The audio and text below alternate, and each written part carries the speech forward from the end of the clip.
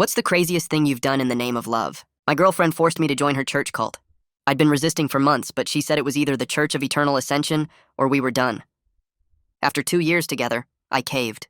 The compound was an hour outside town. White buildings, too many security cameras, everyone wearing the same beige robes. Cassie had been getting more insistent lately, crying when I refused, saying I didn't love her enough to share her faith, threatening suicide if I didn't at least try one service. So here I was, walking into their prayer hall at 9 a.m. on a Sunday, already regretting everything. When her priest saw me, he stopped mid-sermon. 40 people turned to stare as he walked down the aisle toward me. His eyes went wide, then narrowed, studying my face like he was doing math in his head. Didn't I see you as a little boy? I don't remember most of my childhood, I said, uncomfortable with everyone watching. Some were whispering now. Some traumatic things happened. Father Neville studied my face like he was seeing a ghost. Adam? Adam Parmalee's son? My stomach dropped. That was my father's name. No one had said it to me in 20 years. Why don't you come to my office? I have some things to show you. My girlfriend Cassie squeezed my hand encouragingly. Go ahead. Father Neville knows everything about everyone here. It's like he's psychic. The congregation was muttering excitedly as we left. I heard someone say, the bloodline, and finally returned. His office was underground, no windows, walls covered in photos of congregation members spanning decades, hundreds of faces, some crossed out with red X's. He closed the door and I heard it lock automatically. Electronic. No handle on the inside. You must have repressed memories, he said, pulling out a manila folder from a filing cabinet labeled 1995 to 2000. Do you know what happened to your parents when you were 7? No. My throat felt dry. My aunt raised me, said they died in an accident overseas. He spread photographs across his desk. My parents, younger, wearing ceremonial robes with golden trim, standing at an altar, leading prayers. In one photo, my mother held a baby, me. Another showed them with dozens of followers all kneeling. They used to be the leaders of this church, Father Neville said softly. The founders, actually. They built everything you see here. Your father claimed to speak directly to the Eternal. My hands shook as I picked up a photo. My father's face, which I barely remembered, smiling as he baptized someone in a lake. My mother beside him, pregnant with what must have been me. What happened to them? They moved on to a higher dimension. What does that mean? My voice was rising. Where are they? They ascended, as was always the plan. November 18th, 1998, the Great Ascension. Stop talking in riddles! I slammed my fist on his desk. What happened to my parents? Father Neville walked to a cabinet, pulled out another file, thicker. Inside were newspaper clippings. Mass suicide at religious compound. 67 dead. Photos of bodies covered in white sheets. FBI agents in hazmat suits. My parents' names in the list of deceased. You gave them poison, I whispered, reading the articles. Cyanide in communion wine. You killed them. I helped them transcend, he corrected calmly. They volunteered. Begged for it, actually. You were supposed to ascend with them, but your aunt, a non-believer, had taken you for the weekend. Your name is on the original list, see? He showed me a handwritten document. There it was. My name. Age 7. Ascending with parents. Your aunt saved you by accident. We've been looking for you ever since. You murdered my parents. I stood up, knocking the chair over. I'm calling the police. The police know. The case was closed. Religious freedom, voluntary participation. All 47 left signed documents, video testimonies, including your parents. He showed me their signatures on forms titled Consent to Ascension Ceremony. Then he pressed play on an old TV. My parents, alive, speaking to the camera about their joy in ascending. My mother holding me as a baby, saying I would ascend with them. Your blood is special, Father Neville continued. Your father could speak to the Eternal. That gift passes through bloodlines. We need you. Now, Father Neville said, standing, it's your time to replace your parents, to finish what they started, to ascend to the next dimension. Tonight's celestial alignment matches November 18th, 1998 exactly. It only happens every 26 years. You're insane if you think... The door burst open. 2 security guards, massive men in those same beige robes, grabbed my arms. I tried to fight, but they were prepared, trained. One pressed something to my neck, a taser. My body went rigid, then limp. As they dragged me backward down the hallway, I saw Cassie standing by Father Neville's desk. He pulled out a stack of bills, $100 bills, and placed them in her hand. She counted them quickly, professionally. Good work, he said. He was harder to find than we expected. 3 years of dating that loser, she replied, pocketing the money. You better make this worth it. The bloodline must be completed, Father Neville said. The last thing I saw before they pulled me into a basement room was a banner being hung. Welcome home, chosen son. I'm dragged down a narrow hallway, my legs barely working after the taser, and they throw me into a basement room with concrete walls and a single fluorescent light. The door slams shut with an electronic click, and when I try the handle, there's nothing on the inside, just smooth metal where a knob should be. My whole body aches from the taser, and my neck burns where they pressed it against my skin. I sit on the thin mattress in the corner and try to slow my breathing, but all I can think about is Cassie counting those $100 bills like I was a used car she just sold. The room is maybe 10 feet by 12 with a camera mounted in the corner near the ceiling, a small sink, a toilet with no seat, and a metal cart with medical supplies.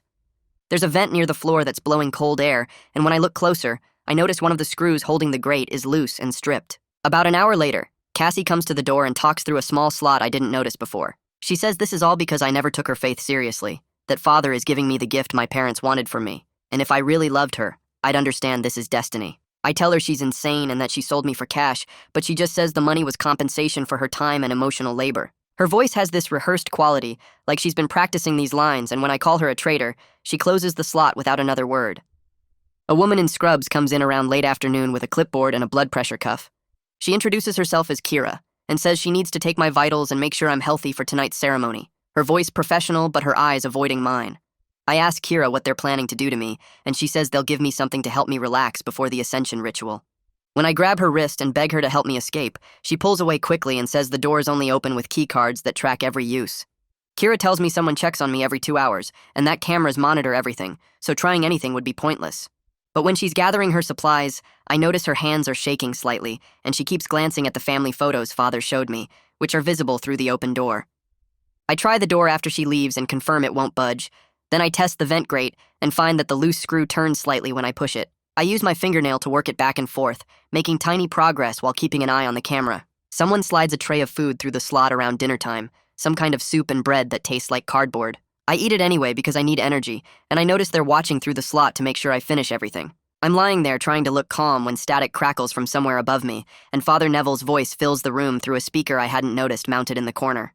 He's leading prayers, his tone smooth and practiced, talking about completion and bloodlines and sacred duty, like he's reading from a script he's memorized over decades. The congregation responds in unison to his prompts, their voices muffled but clear enough that I can hear maybe 40 or 50 people chanting along. He says my name 3 times during the sermon, calling me the chosen heir, and the bloodline fulfilled, and each time my stomach twists harder because I know they're all upstairs right now preparing for whatever they plan to do to me at 2 in the morning. The prayers go on for maybe 20 minutes, building in intensity, and when they finally end with a loud collective amen, the silence that follows feels even worse than the noise. I push myself up from the mattress once I'm sure no one's watching through the slot and start examining every inch of this room, looking for anything that might help me get out, or at least defend myself. The medical cart catches my attention because it has wheels that squeak when I push it, which might be useful for making noise or blocking the door, though I'm not sure how yet. I pull open the top drawer and find bandages, medical tape, some gauze pads, and a few tongue depressors that are too flimsy to be weapons. The bottom shelf has a plastic bin filled with more supplies, including a small bottle of rubbing alcohol and some cotton swabs. I check the vent again, getting down on my hands and knees to really look at it, but even if I remove the entire grate, the opening is maybe 10 inches wide and 6 inches tall, way too small for me to fit through. Still, I work the loose screw back and forth until it comes free, and I slip it into my pocket along with the one I found earlier, thinking maybe I can use them to pick a lock or jam something if I get the chance. The hours drag by, and I'm pacing the room when I hear footsteps in the hallway around 8 o'clock. The electronic lock clicks and Kira walks in carrying a small paper cup with 2 pills rattling around inside. She won't look directly at me as she holds out the cup and a bottle of water. She says 1 pill is for anxiety and the other will help me sleep, and that I need to take them right now while she watches because it's important I'm calm for the ceremony. Her hands are steadier than they were earlier, but her voice has this tight quality like she's forcing herself to stay professional. I take the cup and she watches me closely, her eyes tracking my hand as I bring it to my mouth. I ask her what they're really planning to do to me, and she just repeats that I need to take the pills, that everything will be easier if I cooperate. I put both pills in my mouth and take a big drink of water, making sure she sees me swallow, but I'm holding the pills under my tongue the whole time. The taste is bitter and chalky, and I have to fight not to gag as I swallow the water around them. Kira watches me for what feels like a full minute, her eyes searching my face for any sign I'm faking, and I force myself to keep eye contact and breathe normally. Finally, she nods and makes a note on her clipboard, then turns to leave. The second the door locks behind her, I spit the pills into my hand and they're half dissolved now, leaving a gross residue in my mouth. I rinse with water from the sink and hide the soggy pills in the seam of the mattress where the fabric is torn, pushing them deep inside where no one will find them. My heart won't stop racing, and I can feel panic rising in my chest, making it hard to breathe. But I know I have to keep it together. I force myself to lie down on the mattress and close my eyes, trying to look like someone who just took sedatives and is getting drowsy. Through the camera mounted in the corner, they need to see me calming down, getting sleepy, becoming compliant like they planned.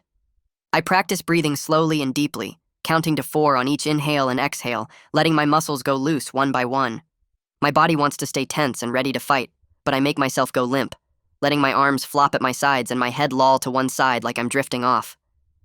Every few minutes, I remind myself to stay still, to keep my breathing even, to look like the drugs are working exactly as they're supposed to. About 30 minutes pass and I hear footsteps approaching, then voices in the hallway right outside my door. Someone says the alignment is at 2 in the morning and they need to make sure everything is ready by then. Another voice, deeper and male, responds that they need to prepare the ceremonial space and make sure the bloodline heir is in the right state of mind. They're talking about me like I'm an object, a piece of equipment they need to set up for some ritual, and I have to clench my jaw to keep from reacting. One of them mentions that Father Neville wants the traditional robes brought down from storage and the altar cleaned before midnight.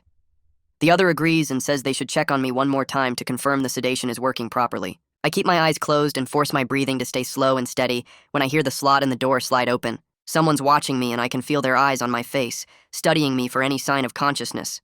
I let my mouth fall open slightly and make my chest rise and fall in the deep, regular pattern of someone who's heavily sedated. They watch for what feels like forever, maybe 2 full minutes, and I have to fight the urge to peek through my eyelashes to see who it is. Finally, I hear them tell someone else that the sedation is working perfectly, and I should be fully compliant by midnight, ready for transport to the ceremonial chamber. The slot closes with a soft click, and their footsteps fade down the hallway. Once I'm sure they're gone, I sit up and try to think through my options with a clearer head now that the immediate panic has passed. The door needs a key card to open and I don't have one, plus the electronic lock probably logs every use so they'd know someone accessed this room. The vent is too small to crawl through even if I manage to remove the entire grate, and I already checked that the screws are stripped and barely holding. The camera watches everything I do, recording every movement, so any escape attempt would be caught on video immediately. They're checking on me regularly, maybe every 30 minutes or hour, and they think I'm drugged, which gives me some advantage, but only until they realize I'm not. I have maybe a few hours before they come to get me for this ceremony, and once they figure out I'm still alert and fighting, they'll probably force the drugs on me or just taser me again like they did upstairs. I stand up slowly and notice a clipboard hanging on the wall near the door that I couldn't see from the mattress because the angle was wrong. When I climb onto the edge of the bed frame and lean out as far as I can without falling, I can just barely read the printed text. It's a schedule, formatted like a hospital chart, with times and procedures listed in neat columns. My name is at the top, spelled out in full, and underneath it says 2 a.m., Celestial Alignment Ceremony, Bloodline Completion. Below that are preparation steps listed by time, including 11 p.m., Final Sedation Check, and 1:30 a.m., Transport to Ceremonial Chamber, and 1:45 a.m., Ritual Cleansing and Robbing. The clinical language makes it sound like a medical procedure instead of whatever sick thing they're actually planning, and seeing it written out like that makes my stomach drop, because it means this is organized, planned, something they've done before or at least prepared for extensively. I step down from the bed frame and notice a red emergency pull cord hanging near the sink, the kind you see in the hospital bathrooms for patients who fall or need help. I test it gently, giving it a small tug to see what happens, but nothing responds at all. No alarm, no buzzer, no light flashing anywhere that I can see. I pull harder and still nothing happens, just the cord moving loosely in my hand like it's not connected to anything. It's completely fake, probably just there to make the room look like it meets some kind of safety code or building regulation, giving the appearance of concern for whoever they lock down here. I let the cord drop and it swings back and forth a few times before going still, and I add it to my mental list of things that won't help me get out of here. I climb back onto the mattress and arrange myself like I'm sleeping, keeping my breathing slow and even. The minutes drag by and I count them in my head, trying to stay calm even though my heart won't stop racing. Around 10 o'clock, I hear footsteps in the hallway again, and the electronic lock clicks open. I keep my eyes mostly shut, just barely open enough to see through my eyelashes as Kira walks in carrying her clipboard. She moves quietly across the room and sits on the edge of the mattress, reaching for my wrist to take my pulse. Her fingers are cold against my skin, and I force myself to stay completely limp, letting my arm hang loose in her grip. She counts silently for a full minute, then writes something on her clipboard with a pen that scratches against the paper. She checks my other wrist, then leans close to look at my face, studying my eyes like she's trying to see if I'm really asleep. I keep my breathing steady and slow, in and out, matching the rhythm of someone who's heavily drugged. She seems satisfied because she nods to herself and writes more notes, then stands up and walks toward the door. But she stops halfway there and turns back, looking at me for a long moment. Her mouth opens like she wants to say something, then closes again. She takes a step closer to the mattress, and I hear her whisper something so quiet I almost miss it. The words are just breath, barely audible. She says she's sorry. I don't move. Don't react. Don't even let my breathing change. She stands there for another few seconds, then reaches down and adjusts the thin blanket over my legs, tucking it in around my feet. When she straightens up and turns toward the door again, I catch a glimpse of her face through my eyelashes, and I see her wiping at her eyes with the back of her hand. The door closes behind her with that same electronic click, and I'm alone again. I wait another hour, listening to the building sounds around me. Footsteps overhead, muffled voices, the hum of the fluorescent light. Around 11 o'clock, the lock clicks again, and a security guard walks in. The same one from earlier, I think, though it's hard to tell since they all wear those beige robes. He tells me to get up, bathroom time, and his voice is flat and professional, like he's done this 100 times before. I make myself move slowly, stumbling a little as I stand, letting my legs wobble like they barely work. He grabs my arm just above the elbow, his grip firm but not painful, and guides me toward the door. I shuffle along beside him, keeping my head down and my movements clumsy. We step into the hallway and I start counting immediately, keeping track of every detail. 3 doors on the left, all closed, no windows or markings to show what's behind them. 2 doors on the right, same thing, just blank metal with electronic card readers. The hallway is painted that same industrial beige as everything else, and the floor is concrete, worn smooth from years of foot traffic. The bathroom is at the end of the hall, maybe 40 feet from my room, and the guard keeps his hand on my arm the entire way there. He opens the door and tells me I have 2 minutes, then positions himself right outside where he can see the door. I step inside and close it most of the way, leaving it cracked like I'm too out of it to care about privacy. The bathroom is small and institutional, just a toilet, a sink, and a mirror with a crack running through one corner. I turn on the cold water and splash it on my face, letting the shock of it clear my head for a second. The window above the toilet catches my attention, and I step closer to examine it. It's small, maybe 12 inches square, and someone has painted it shut with thick white paint that's cracked and peeling around the edges. I can see bars on the outside, thick metal ones set into the concrete, spaced too close together for anyone to squeeze through even if they broke the glass. The guard knocks on the door and tells me to hurry up, his voice sharp with impatience. I dry my face on my sleeve since there's no towel and shuffle back to the door, letting him take my arm again. We walk back down the hallway and I count everything again in reverse, memorizing the layout.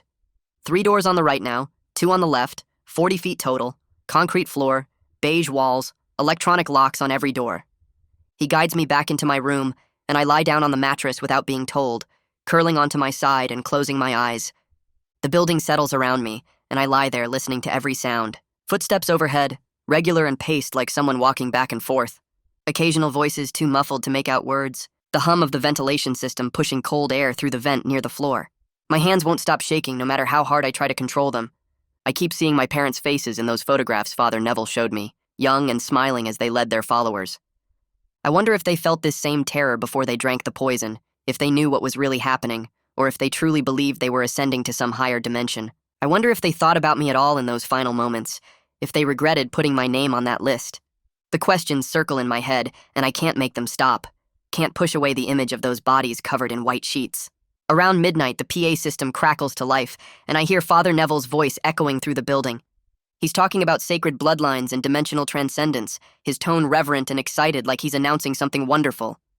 He says my name 3 times, each repetition louder and more emphatic, like he's calling me forward even though I'm locked in a basement room. I hear people upstairs responding in unison, their voices blending into some kind of chant that repeats over and over. The words are hard to make out, but I catch phrases about completion and destiny and the return of the chosen. My stomach turns, and I press my face into the thin mattress, trying to block out the sound. The chanting goes on for several minutes before Father Neville's voice cuts through again, saying something about preparation and readiness and the alignment approaching. Then the PA system clicks off, and the building goes quiet again except for footsteps and occasional murmurs. I push myself up and look at the vent again, that loose screw still visible in the grate. Maybe if I can unscrew more of it, I can create some kind of noise or distraction, something that will buy me time or throw them off their schedule. I stand on the edge of the mattress and reach up, my fingers finding the screw head and trying to turn it. But my hands are shaking too badly and my grip slips, my knuckles scraping hard against the rough concrete wall around the vent. The pain is sharp and immediate, a burning sensation that spreads across my knuckles as skin tears away.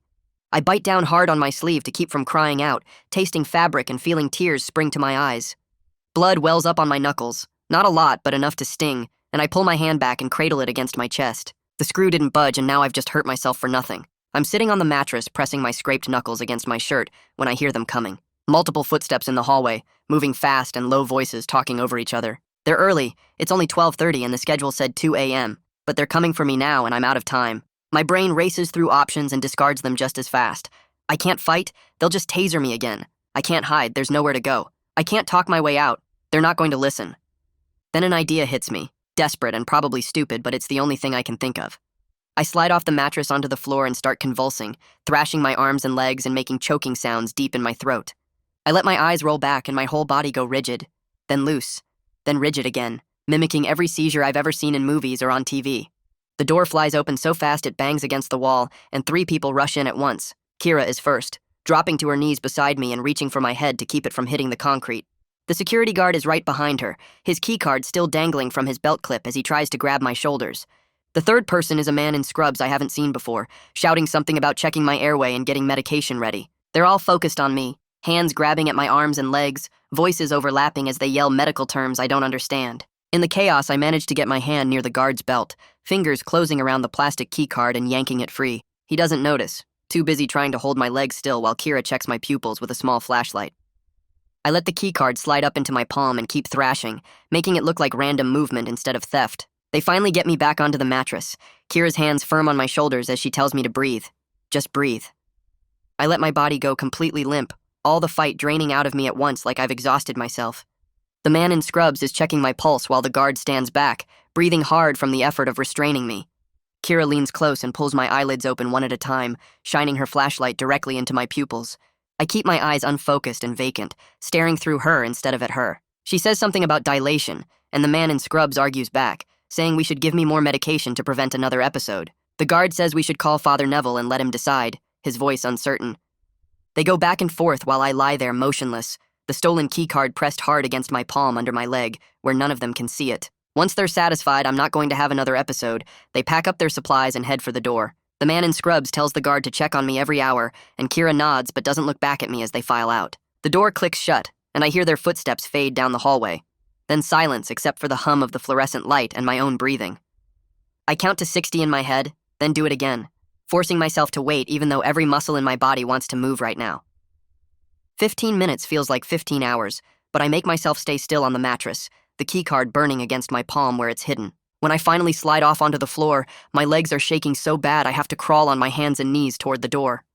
The concrete scrapes my skin through my clothes and the cold seeps into my bones, but I keep moving until I'm right up against the door frame. I press my ear to the metal and listen for any sound outside, holding my breath so I can hear better. Nothing. I pull the keycard out from under my leg and hold it up to the reader mounted on the wall. My hand is trembling so hard I almost drop it, and I have to use both hands to steady it enough to swipe it through the slot. The lock clicks so loud it might as well be a gunshot in the quiet hallway. I freeze completely, not even breathing, waiting for shouts or footsteps or alarms. But there's just that awful silence that makes my ears ring. The guard must have stepped away, maybe to help with whatever they're setting up for the ceremony, or maybe he's just taking a break because he thinks I'm drugged unconscious. I count to 30 again before I dare to push the door open an inch, then another inch, peering through the gap into the hallway beyond. Empty. The fluorescent lights buzz overhead, and there are doors lining both sides of the corridor. But no people, no movement, nothing. I slip through the door and let it close behind me with another soft click that makes my heart jump into my throat. The first door on my left has a small window at eye level, and I peek through it before trying the handle. Storage room, shelves stacked with cleaning supplies and folded sheets and towels. I twist the handle and it opens easily. No lock, and I duck inside and close the door behind me. There's a maintenance jacket hanging on a hook by the door, dark blue with the compound's logo on the back, and I pull it on over my clothes even though it's too big and smells like bleach. Maybe if someone sees me from a distance, they'll think I'm supposed to be here, that I'm just doing my job instead of escaping. The second door I try is a bathroom with 2 stalls and a sink, and the third is locked tight with a keycard reader that my stolen card doesn't work on. The fourth door opens into a laundry room that's bigger than my entire apartment, with industrial washers and dryers lining the walls, and the smell of detergent so strong it makes my eyes water. There's a rolling cart in the corner piled high with dirty beige robes, the same ones everyone wears upstairs, and without thinking it through, I climb into the cart and pull the robes over myself. They're heavy and musty, and I can barely breathe under all the fabric, but I hear footsteps in the hallway getting closer, and I press myself flat against the bottom of the cart. Someone comes into the laundry room humming something under their breath, and I feel the cart start to move as they grab the handle and wheel it out into the corridor. We turn left, then right, then left again, and I try to keep track of the directions, but I lose count after the 4th turn. Through a gap in the robes above my head, I can see fluorescent lights passing by. Then we go through a doorway, and suddenly there are voices everywhere. Dozens of them, all talking in low, excited tones. I shift slightly, and the gap widens enough for me to see we're passing the main ceremonial hall, the same one where I first saw Father Neville this morning. There are people everywhere in white robes now, not the beige ones the staff wears, and they're arranging chairs in rows facing a raised platform at the front. Someone is hanging a banner across the back wall, and my stomach drops when I see what it says in gold letters 3 feet high. Welcome home, chosen son. Below the words are photos I recognize from Father Neville's office, my parents in their ceremonial robes standing at an altar with their hands raised. My mother is pregnant in the photo, and my father has his arm around her waist, both of them smiling like they know something wonderful that no one else understands. The cart keeps moving, and we pass out of the ceremonial hall into another corridor, this one darker and cooler. The person pushing the cart is still humming, and I hold my breath, trying not to move even though my leg is cramping and the robes are suffocating me. Then the cart stops, and I hear a voice I recognize, Cassie's voice, and she's so close I could reach out and touch her shoes if I wanted to. She says something about needing more ceremonial wine from storage, and asking if anyone has seen the keys to the wine cellar. The person pushing my cart says they think the keys are in Father Neville's office, and Cassie sighs and her footsteps fade away in the opposite direction. I wait until I can't hear her anymore, counting to 60 twice just to be sure. Then I slowly push the robes aside and peek out. The hallway is empty now, and the person who was pushing the cart is gone. Probably went to help with something else. I climb out carefully, my legs stiff from being folded up in the cart, and I look around to get my bearings. I'm near what looks like a loading dock area with concrete floors and metal shelving units stacked with supplies. There's a door at the far end with a push-bar exit and a red sign warning that opening it will trigger an alarm. But when I get closer, I see the alarm box mounted above the door has been painted over multiple times, and there are wires hanging loose from the bottom. It looks like it hasn't worked in years, like they just left the sign up to scare people from trying. My phone is gone. They must have taken it when they tasered me and searched my pockets, but I spot a landline phone mounted on the wall near the loading dock. I pick up the receiver and my hands are shaking, so bad I can barely hold it steady enough to dial. 911. 3 numbers that should be simple, but my fingers keep slipping on the buttons. The call connects and I hear a click. Then a woman's voice starts to say something about emergency services, but after maybe 3 seconds, the line goes completely dead. Not like she hung up, more like someone cut the connection from somewhere else in the building. They must monitor the phones, or maybe someone saw me on a camera and killed the line before I could say anything useful. I hang up the receiver and stare at the exit door, my heart pounding so hard I can feel it in my throat. This is it. Either the alarm works and they'll catch me in seconds, or it doesn't, and I might actually make it out of here. I push the bar and the door swings open and I wait for sirens or bells or anything, but there's just the sound of the door hinges creaking, and then I'm standing on a concrete loading area with 2 trucks parked nearby. The night air hits my face and it's so cold and clean after being in that basement that I just stand there for a second, breathing it in, filling my lungs with it like I can wash away the smell of bleach and fear. Then I hear voices behind me, men's voices, and I don't wait to see who they are or what they want. I run. The fence is about 50 yards away across an open area of gravel and dead grass, and I sprint toward it expecting to hear shouts or gunshots or the sound of people chasing me, but the voices behind me are fading instead of getting closer. Maybe they haven't seen me yet, or maybe they're not even looking for me, but I don't slow down to find out. When I reach the fence, I grab the chain link and start to climb, but then I see it. A drainage culvert running underneath the fence, just barely wide enough for a person to squeeze through if they didn't mind getting dirty. I drop to my knees and peer into the culvert, and it's dark, and I can't see the other end. But I hear water trickling somewhere inside, and I smell mud and rust. I get down on my stomach and start to crawl. The concrete scrapes my arms raw, and the water is so cold it makes my chest hurt, but I keep pushing forward with my elbows and dragging my legs behind me. I can't see anything ahead except darkness, and I have to trust that this culvert actually goes somewhere, and isn't just a dead end that will trap me. My hands are bleeding from the rough concrete, and I can feel the warm blood mixing with the cold water, and every few feet I have to stop and catch my breath because the space is so tight, I can barely fill my lungs. Something brushes against my leg in the water, and I bite down on my tongue to keep from screaming, just keep moving forward, and then I see moonlight ahead and I'm crawling faster, scraping my knees and elbows but not caring anymore. I pull myself out the other side and collapse on the ground for a second, soaking wet and shaking so hard my teeth are chattering. The fence is behind me now, and I can see the compound buildings in the distance with their lights on. But I'm on the outside, and that's all that matters. I force myself to stand up even though my legs feel like they might give out, and I look around trying to figure out which direction to go. Trees everywhere, no roads visible, no houses or lights except the compound. I pick the direction that seems darkest, away from those buildings, and I start walking. The moon is bright enough that I can see where I'm stepping, and I use it to keep myself going in a straight line away from the fence. Every few minutes I stop and listen for sounds of people chasing me, dogs barking, anything, but there's just crickets and my own breathing. My wet clothes are freezing against my skin, and I'm leaving a trail of water behind me. But I can't think about that now. I just have to keep moving. The woods seem to go on forever, and my sense of time is completely gone. It could be 10 minutes or an hour, but eventually I see a break in the trees ahead. I slow down and approach carefully, and it's a dirt road, just 2 tire tracks through the grass. I stand at the edge of the trees trying to decide which way to go when I see headlights in the distance getting closer. My first thought is to run out and flag them down, but then I remember Cassie counting those bills and Father standing there talking about completing the bloodline, and I realize I have no idea who might be driving. I step back into the trees and crouch down behind some bushes, watching as an old sedan drives past slowly. It's too dark to see who's inside, and the car doesn't stop, just keeps going down the road until the taillights disappear. I wait another few minutes to make sure it's really gone. Then I step back onto the road and follow it in the direction the car came from, figuring that way must lead somewhere. My feet are numb in my wet shoes, and every step feels like I'm walking on broken glass, but I keep going because what else can I do? The road curves through more trees, and then I see lights up ahead, bright white lights that have to be a building. As I get closer, I can make out a gas station, one of those old ones with just 2 pumps and a small store, and there's a payphone mounted on the wall outside. I practically run the last 100 yards and grab the phone, my hands shaking so bad I can barely hold the receiver.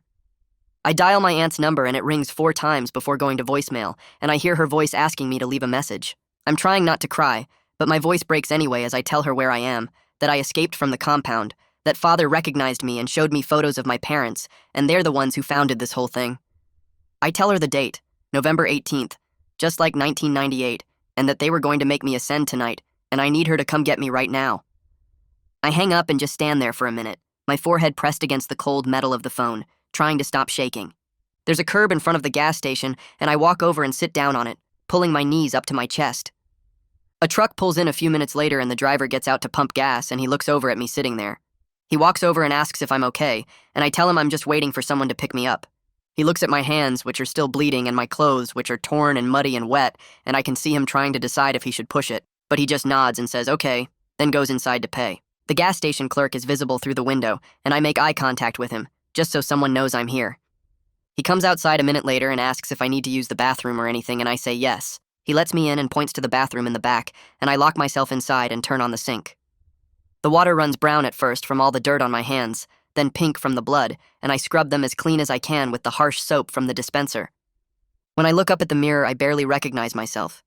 There are bruises on my neck where they pressed the taser, dark purple marks that look like fingerprints. My arms are covered in scrapes and cuts from the culvert, and my face is so pale I look sick. But it's my eyes that scare me the most. They have this empty look like something inside me broke and I don't know how to fix it. I dry my hands on paper towels and go back outside, and my phone starts ringing except I don't have my phone. They took it. Then I realize it's the payphone and I run over and grab it. My aunt is crying on the other end, asking where exactly I am and if I'm safe, and I tell her the name of the gas station that I saw on the sign. She says she's coming right now. Don't go anywhere. Stay where people can see me, and if anyone from the compound shows up, I need to call the police immediately. I promise her I will, and she says she'll be there as fast as she can, and then she hangs up.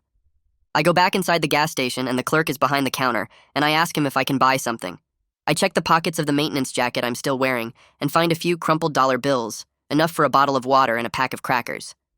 I take them to the counter, and the clerk rings them up without asking any questions, and I go back outside and sit on the curb where he can see me through the window. I open the water and drink half of it in one go, then force myself to eat the crackers even though my stomach feels like it's tied in knots. Every car that pulls into the gas station makes my heart start racing, but it's just normal people getting gas or buying coffee, nobody from the compound. I keep watching the road, waiting for my aunt's car, and the minutes feel like hours. Finally, I see her old Honda coming down the road, and I stand up, and as soon as she pulls into the parking lot, I'm walking toward her. She gets out and grabs me and hugs me so tight I can barely breathe, and she's crying and asking if I'm hurt, checking my face and my arms. I just keep saying the same thing over and over, that they killed my parents, that they were going to kill me too, and she holds me and says, I'm safe now, she's got me. She helps me into the passenger seat and gets back behind the wheel, and instead of driving toward her house, she heads in the opposite direction. I ask where we're going, and she says we need to document everything right now while it's fresh, so she's taking me to an urgent care place she knows. We drive for maybe 20 minutes, and she keeps one hand on my shoulder the whole time, like she's making sure I'm really there. The urgent care is in a strip mall, and there's only one other person in the waiting room when we walk in. My aunt talks to the receptionist and explains what happened, using words like assault and kidnapping, and they take us back to an exam room right away. The doctor who comes in is a woman maybe in her 40s, and she asks me to describe what happened while she examines me. I tell her about the taser, and she takes photos of the burns on my neck. Then she looks at the scrapes on my arms and takes more photos.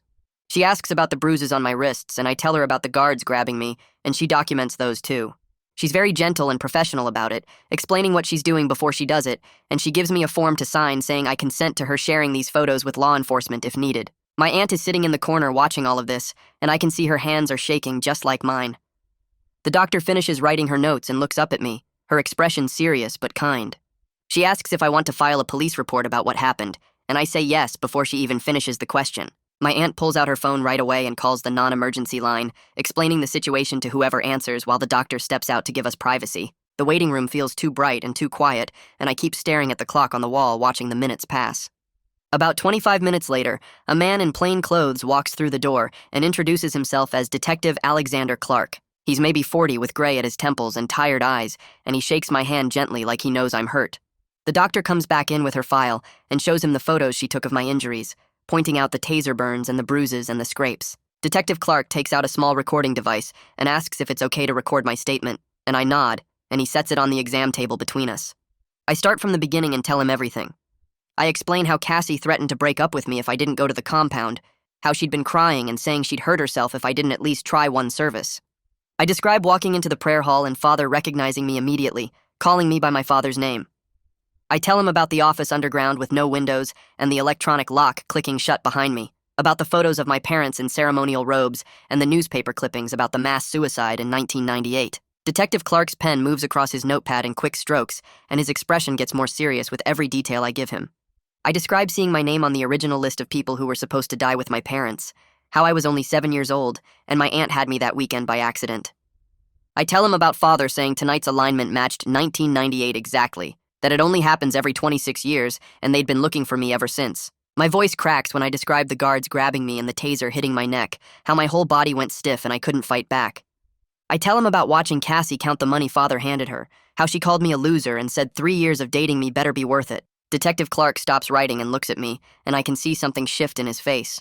He asks specific questions about the basement room, and I describe the concrete walls, the camera in the corner, the electronic lock with no inside handle. I tell him about Kira coming in with pills to sedate me, how I hid them under my tongue and pretended to swallow. I describe the PA system announcing the ceremony at 2 a.m, the schedule clipboard on the wall, the fake seizure I staged to grab the guard's key card.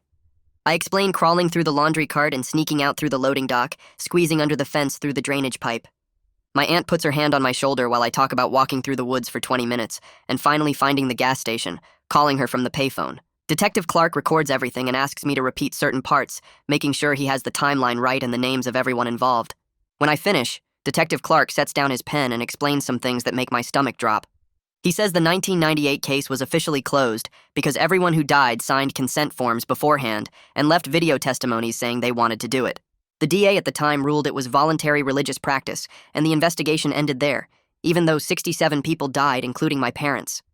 But he says kidnapping and assault are completely different charges that have nothing to do with religious freedom. The fact that I was held against my will and tasered gives them solid grounds to investigate, and the taser burns on my neck prove force was used. He admits that prosecuting a religious organization is complicated because they have First Amendment protections and expensive lawyers who know how to use them. But he says unlawful imprisonment is unlawful imprisonment no matter what kind of building it happens in, and assault is assault even if the person doing it wears a robe and calls themselves a priest. Right before we leave the urgent care, I remember something and reach into the pocket of the maintenance jacket I'm still wearing. The key card is there, slightly bent but intact, and I pull it out and hand it to Detective Clark. He takes it carefully and asks where I got it, and I explain about grabbing it off the guard's belt during the fake seizure. He pulls out a plastic evidence bag from his jacket and seals the key card inside, writing something on the label with a marker. He says this is important because it proves the doors were electronically locked and I needed special access to get out, which supports my claim about being held prisoner. He explains that electronic locks keep records of when they're used and who used them, so if they can get access to the compound's security system, they might be able to show exactly when I was locked in and when I escaped. My aunt asks how long it will take to get that information, and Detective Clark says he needs to get a warrant first, which requires convincing a judge there's probable cause to search the property. My aunt drives me to her house and I feel like I'm moving through water, everything slow and muffled. She sets me up in her guest room with clean clothes and tells me to try to sleep, that I'm safe now and she's right down the hall. I lie down on the bed and close my eyes, but sleep comes in broken pieces, maybe 3 hours total. The nightmares wake me up over and over, images of my parents drinking from communion cups and falling to the ground, Father standing over them with that calm expression while bodies pile up around him. I see myself as a 7-year-old kid holding a cup, my mother's hand guiding it toward my mouth, and I wake up gasping and covered in sweat. After the 4th time, I give up on sleeping and just lie there staring at the ceiling, watching the shadows from the window blinds move across the walls. I keep telling myself I'm actually safe, that I'm at my aunt's house and not in that basement room, but my body doesn't believe it yet. Every sound makes me tense up. Every car passing outside makes me think they've found me. The next morning, my phone rings and I see Detective Clark's number on the screen. I answer, and he tells me they did a welfare check at the compound last night, went out there with 2 officers and knocked on the door. Father answered and acted completely cooperative, said he'd be happy to show them around.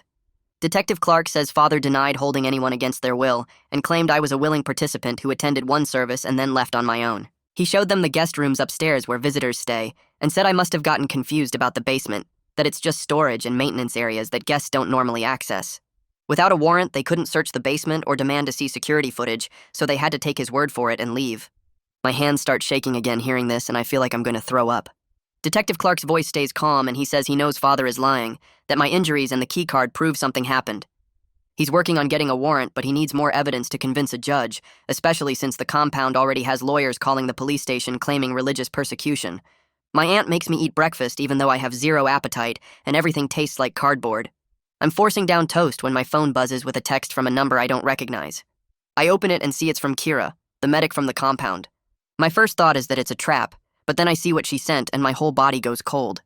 It's a photo of the clipboard that was hanging in my room, the one with the ceremony schedule printed on it. 2 a.m., celestial alignment ceremony, bloodline completion, my name written at the bottom. She's also sent a list of everyone who was on duty that night, including the security guards who grabbed me in her own name with her role as medical supervisor. There's a message with the photos saying she's sorry and she should have helped me sooner, that she can't be part of this anymore. I forward everything to Detective Clark immediately without even thinking about it, just hit forward and send. He calls me back within an hour, and I can hear the change in his voice like he's trying not to sound too excited. He says this is exactly what he needed, documentation from inside the compound showing I was scheduled for some kind of ceremony against my will. The list of staff members gives him specific people to interview and potentially charge, and Kira's testimony as someone who was actually there that night will carry a lot of weight. He asks if I know where Kira is now, and I tell him I have no idea, just this phone number. He says he'll reach out to her and see if she's willing to give an official statement, and he thanks me for forwarding the photos so quickly. 2 days later, Detective Clark calls again with more good news. He got security footage from the gas station where I called my aunt, the one with the payphone outside. The footage shows me walking up to the station at 3 in the morning, clearly injured and moving like I'm in pain. My clothes are torn and dirty from crawling through the drainage pipe, and you can see the burns on my neck even in the grainy video. The timestamp proves I was there at the exact time I said I was, and my condition in the video matches everything I described about escaping from the compound. Detective Clark says this footage combined with the medical photos and Kira's documentation gives him enough evidence to take to a judge and request a warrant to search the compound's basement and seize their security system records. That same afternoon, my phone starts buzzing with calls from numbers I don't recognize. I let the first few go to voicemail, and when I finally listen to them, it's Cassie's voice on every single one, sometimes crying and apologizing, sometimes angry and accusing. She says I'm being dramatic and ruining everything over a misunderstanding. She says Father Neville was just trying to help me connect with my spiritual heritage, and I should be grateful instead of going to the police like some kind of traitor. The next voicemail swings back to apologetic, her voice soft and broken, saying she made mistakes, but she really did love me, and can't we just talk about this like adults? Then another number calls, and this time she's threatening, saying I better think carefully about what my parents would want and how I'm destroying their legacy by fighting against the church they built. I save every single message without deleting any of them, my hands shaking as I listen to her voice change from sweet to vicious and back again. The texts start coming too, from different area codes, all the same pattern of apologizing, then blaming, then threatening. One says Father Neville is just trying to fulfill my destiny, and I'm being selfish. Another says I owe it to my parents' memory to at least hear them out. A third says if I really understood what they were offering me, I'd be begging to come back. I screenshot every text message and forward the whole batch to Detective Clark, along with the voicemail recordings. He calls me back within 20 minutes, and I can hear something satisfied in his voice when he tells me Cassie's communications are making his case stronger.